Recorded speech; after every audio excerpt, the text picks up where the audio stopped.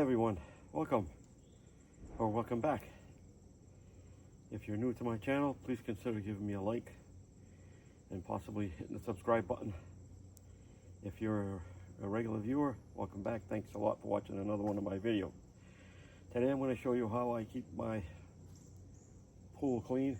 The water actually right now isn't all that great because we had an algae problem here last week, and I'm still working on cleaning it up. It's not bad, but it's a little cloudy. That's only because I burned all the algae off.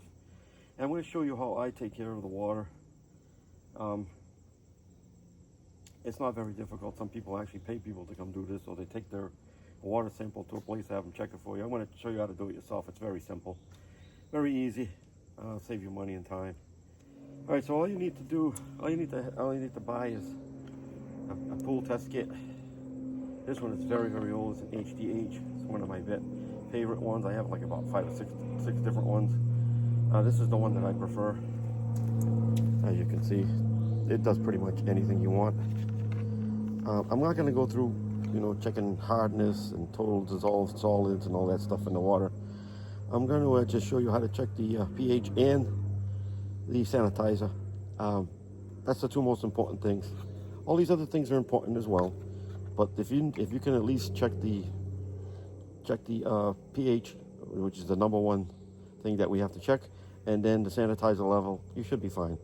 Everything else, I usually check all the other things once a year, and as soon as I square them all away, then I just leave the rest of it alone. And then I just just keep an eye on the pH, especially if you get a lot of rain, or I should say the sanitizer. All right, so as I was saying before, the one thing you need to check your pool, and like I said, this pool is cloudy right now because I had a problem with algae in here. The floor got all full of algae, so I have to go in and scrape and brush it off. So it just kicked everything up. I just hit it with some sanitizer, so you see everything kind of turning bluish green. That's because I'm trying to clean the pool. The pool got bad because we went away for a week and there was nobody around to take care of it. You do have to keep an eye on your pool if if you want a pool, and there is a little maintenance involved with it. This is in fact a saltwater pool, which is probably the least of maintenance of any pool you can own. Is the saltwater, what they call saltwater pool, saltwater in quotations, because you basically add sodium chloride to it, a bunch of sodium chloride to it, and I'll talk about that in a minute. But the main thing we want to check, this is a sodium hypochlorite pool. I add sodium hypochlorite to it in a granula, which is the least expensive way to do it. I spend probably less than $150 a year on this pool. I run the pool for 3 months. That's it. That's all you can use the pool up north anyway. You don't need a pool more than 3 months up here. It gets too cold before that. It's too cold before that, those 3 months, and too cold after. So up north, 3 months is plenty for a pool. That's actually a little overboard. Two is more likely. But we're gonna run it. We're gonna run it for 3 up here. And yeah, so that's what I use. I use the granula, cheapest I can find. It requires you to check the pool chemistry every couple of days. You should be doing that anyway, even if you have a saltwater pool, because what happens if the chlorine generator is broken? You can't neglect the pool. You got to make sure the water is a great transmitter of disease. So you got to make sure that the water is safe to swim in. Doesn't matter how it looks. You can go in a cloudy pool. It doesn't mean you're going to get sick or anything. It's not as much fun as going in a clear one, but you're not going to get sick. As long as the sanitizer level is okay, you'll be good. You got basically enough bleach in there. Disease won't transmit through that water. Okay, so basically the two chemicals that we use are what we call OTO, auto, and I'll get you the right name for that. I can't remember off the top of my head. But we just call it OTO, which is a reactant. This is called a reactant. It reacts to the chlorine level of the water, in the water I should say. And phenol red, which is a red bottle.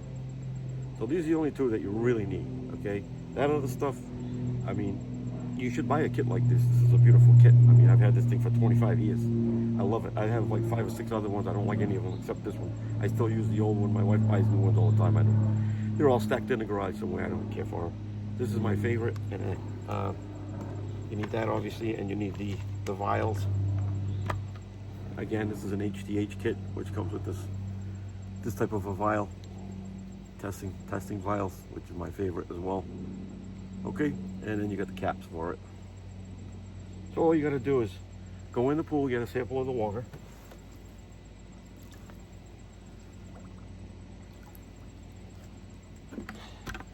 Okay, now this does have little indicators there. I don't know if you can see that, those little lines there. So I'm going to dump. I'm all the way to the top of the water. I'm going to lower the water level so I get to that line as close as I can. It doesn't have to be exact.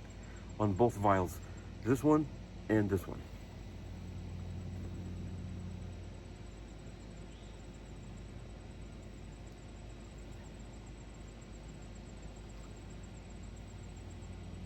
All right, that's close enough.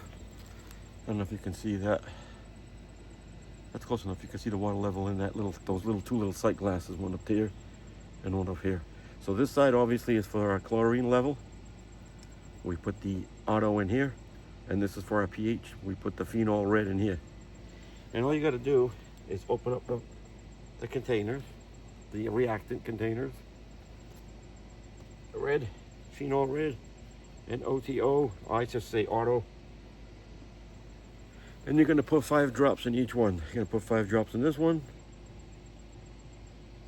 1, 2, 3, 4, 5.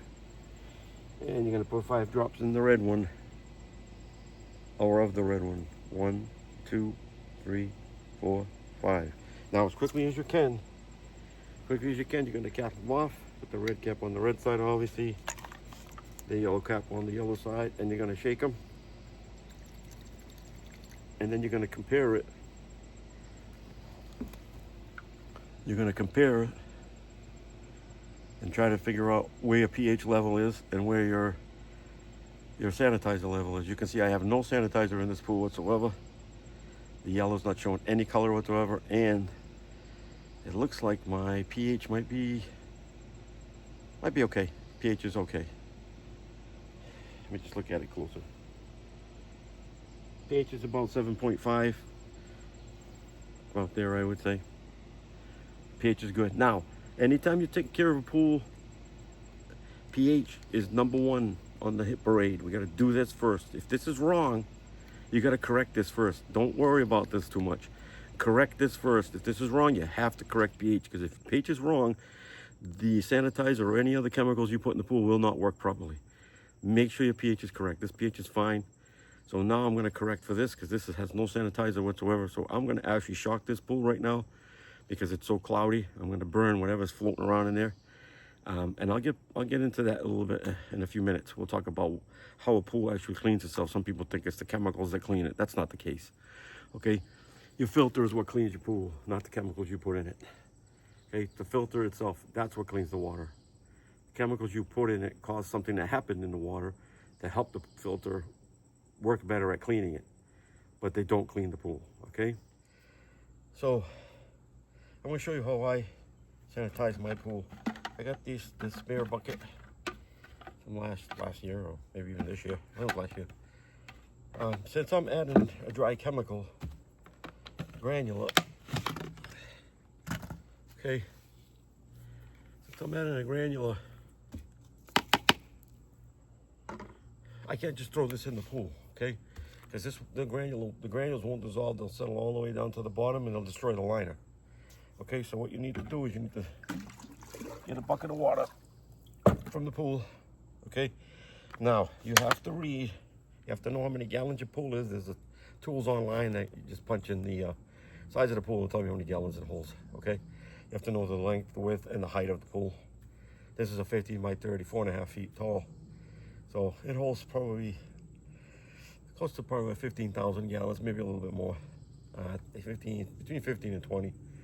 So I already figured it out, but if you read the label back here, it'll tell you how much you put in, how much to put in to raise the chlorine level to whatever level you're trying to maintain. On the little vial, it'll give you a range, and you want to be in the middle of that range, just like we were on the pH. We're in the middle. We want to be in the middle on the chlorine as well, on the sodium hypochlorite. I already know because I've done this 1,000 times. I use this little scoop that came from a something that I bought for the pool, some kind of chemical, some, I don't know what it was. Might have been sanitizer, not sure. So I just put this half full. Okay, I go about half full. I put it in this water that I just took out of the pool.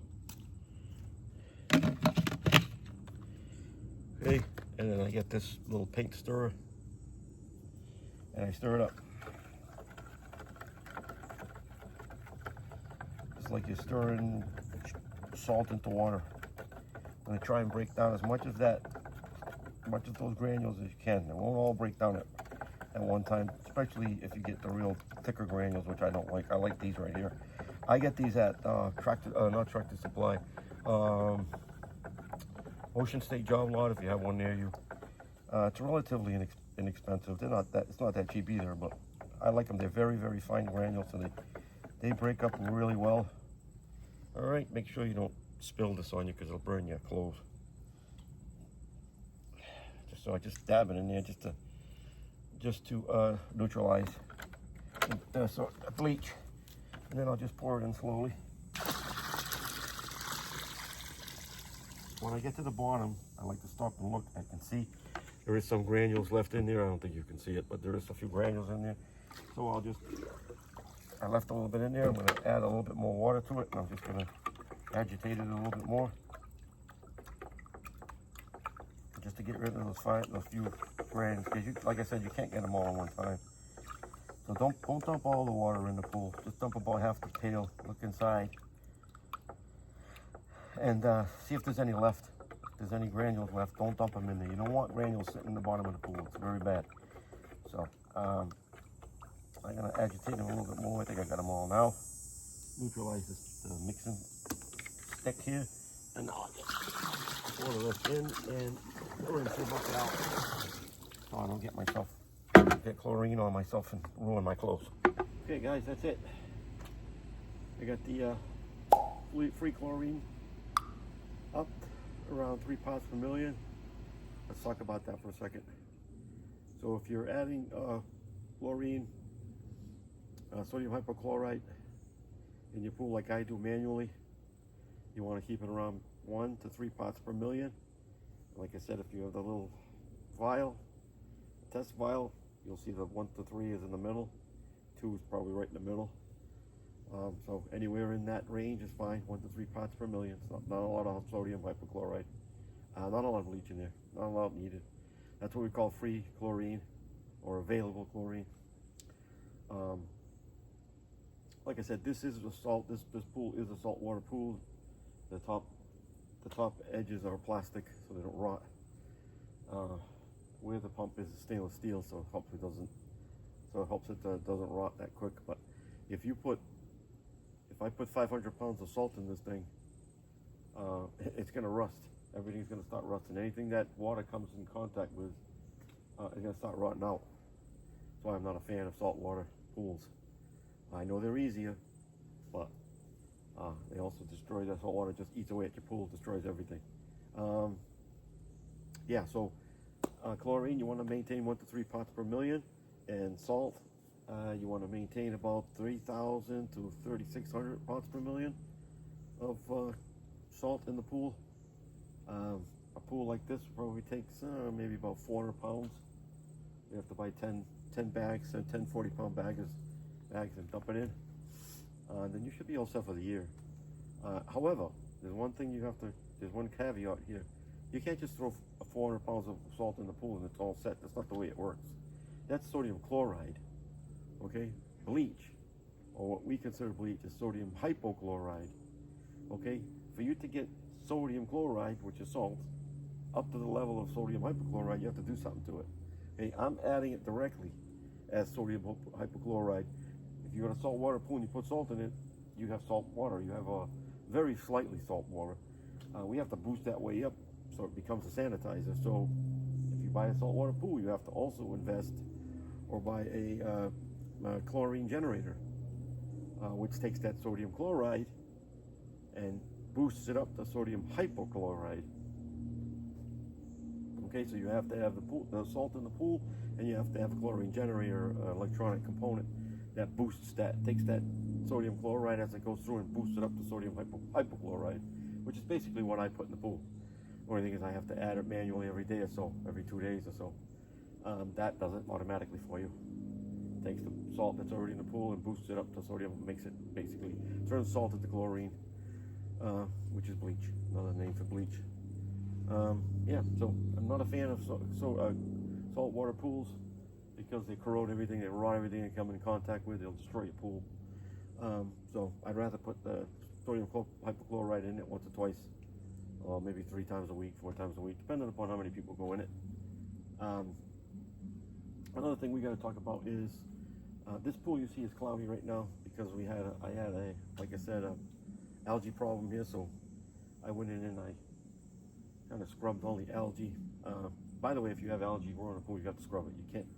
You can't just keep shocking it. It's not going to go away.